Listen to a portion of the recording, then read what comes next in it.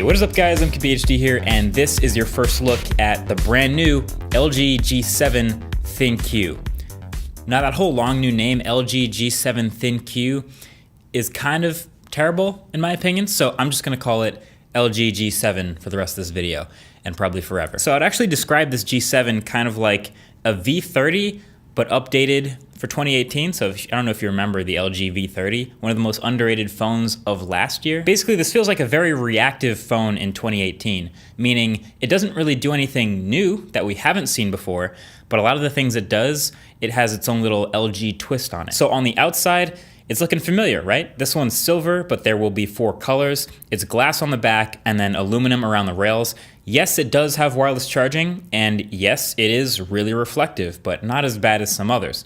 The biggest difference is now it actually has a real power button on the right side instead of just using the fingerprint reader on the back as a power button. And on the other side, you'll probably notice the volume rocker and then, oh wait, look, another button. That is the Google Assistant button. Now that's interesting. That's actually, I'm surprised it's the first time we've seen a dedicated button for Google Assistant in a phone, not counting the squeeze feature of the Pixel. That's not a button. So you can press it to open the Assistant or hold down and it'll let you ask certain things with custom voice commands, kind of like a walkie-talkie, but that's all this button does. So it's kind of like the Galaxy S9's Bixby button, but better because it's Google Assistant. But here's the thing, I didn't just roast the Bixby button because Bixby is bad, it was because the button also wasn't remappable. It was either on or off, you couldn't make it do anything else. This Google Assistant button on the G7 is also not remappable. And I have to stay fair and say you should also be able to remap that button, not just because it's an assistant button, because it's an extra button on a phone. You should be able to do whatever you want with it. So you'll be able to enable it or disable it through the software, but no one wants a useless extra button on their phone when it's disabled, so I encourage LG to allow us to remap it to a custom software button. You can push a software upgrade that lets us do that. Take the lead on this one. Be the people's champ. Anyway, around to the back, the camera's orientation for the dual cameras is now vertical, very 2018, putting dual cameras like this, but they still keep the flash and the laser autofocus outside of the camera module. I kind of like it better when they put everything inside the same module, but that's just me. It feels cleaner that way. Either way, G7's camera bump is really small. It's in the middle of the phone. It's not bad. And then the cameras themselves might be the standout distinguishing feature of this phone. So 2 16 megapixel cameras, an f1.6 aperture, and the one is still a super wide angle instead of a telephoto. So LG's sticking to their guns this year, but this time it's a slightly less extremely fisheye. Still wide angle though. No photo or video samples with the final software available yet though. That's something we're gonna have to test for the full review. And that goes along to say too with things like battery life on that 3000 milliamp hour battery, and just general performance through LG's software on top of Android Oreo. But I think we kind of know what we're getting ourselves into here. With Snapdragon 845 and 4 gigs of RAM, it's probably pretty good. So G7 is ticking all the boxes. It's built well, it's IP68 water resistant, it has a micro SD card expansion slot. If you look at the bottom of the phone, yes, it absolutely still does have the headphone jack, backed by that impressive 32-bit quad DAC, so LG stays committed to that premium audio experience. And that little speaker down there, it looks the same, but they are much louder. LG says it's about 40% louder. From hearing it, I'd say it's definitely a lot louder, but what's actually more interesting is you can feel it vibrating and moving the whole phone. The speaker uses some of the space inside the phone and it acts as a literal resonance chamber, and you can actually put your hand up at the bottom of the phone and feel air moving out of it, which is really impressive, but also just holding it, it's vibrating your hand. It's actually pretty cool. So feeling the bass actually move air from a phone is impressive, but the sad part is there's no stereo speaker action happening, so this tiny speaker grill is it, and it's really easy to block accidentally, sadly. But then this main attraction of the phone is up at the front. It's got the display, a 6.1 inch 3120 by 1440 IPS display with a notch.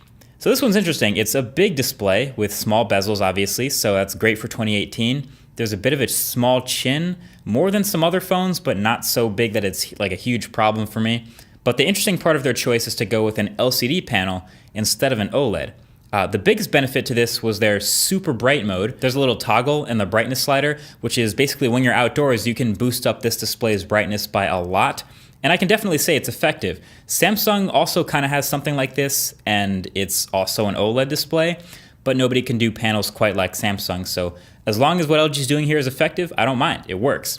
I got to use this phone outdoors for a bit, as you can tell, and it looked pretty good to me. It's also colorful, it's definitely sharp, and it gets bright, and it has this nice little notch up at the top, just in time for 2018. LG in the settings calls it a second new screen for some reason, not really sure why, but there's a software feature that lets you hide the notch, of course, if you're not into that, but then also even decorate it a bit if you want to, but then you can just see the notch again, so I don't really see a point to doing that. But the bottom line is it's here. Android P, when it comes out, will have some other apps working better with the notch. I suspect that before it happens, this phone will have some problems the same way the Huawei P20 and other early Android phones with notches did. But that just about covers it for the hardware. Like I said, pretty familiar to the V30, but a lot of the other new differentiating things with this phone are, of course, in the software department, and a lot of them have to do with, you guessed it, AI. It kind of feels at this point like it's a buzzword that everyone's throwing around. Everyone's got some new AI feature in their new phone, but it is here. So the main place you'll see it in this G7 is the camera. Now in the camera app, there's a portrait mode button, and there's also this huge new AI cam button. So if you open that up, you'll get this different mode that identifies and recognizes up to 18 different situations, similar to what we saw with the P20. So it has a pet mode, a food mode, a sunset mode, a fruit mode, all that stuff. I'll have to play with it more to see how it actually adjusts the photos once it identifies what it's taking a picture of, but one thing it does is sometimes suggests 4 filters based on what mode it's in that you might like based on what's in the photo. I don't know, it seems like very early, like no one really knows exactly what they want to do with AI in the camera, but that's what it's doing now. There's also a new super bright camera mode, which kind of acts like a night mode in other cameras, really brings up brighter exposure in nighttime or dark shots. I'm crossing my fingers that works well. And there's a portrait mode on both the back-facing and front-facing cameras with adjustable blur, which is cool. But of course, all this will have to be tested for the full review. And I think this will be a really interesting phone when it actually does come out. A lot of this feels similar and familiar to people who have owned LG phones. If you've owned an LG phone before, this will be right at home. Even if you've owned a Samsung before, with all the features they pack in and the settings, it'll feel right at home plus a notch. It feels like LG's biggest challenge is standing out from the pack in some way.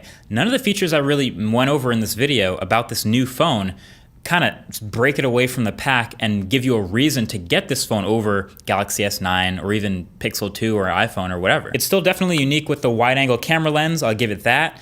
And having a headphone jack with the quad DAC, that's pretty unique. But outside of that, you know, it's pretty tough. I think this phone is probably going to fly under the radar again. We'll see. But let me know what you think. Now that you've seen LG G7, is this enough to sway you and maybe move to it over another phone? Or is it just kind of blending in the way it is for me right now? Let me know what you think in the comments below. Either way, thanks for watching. Talk to you in the next one. Peace.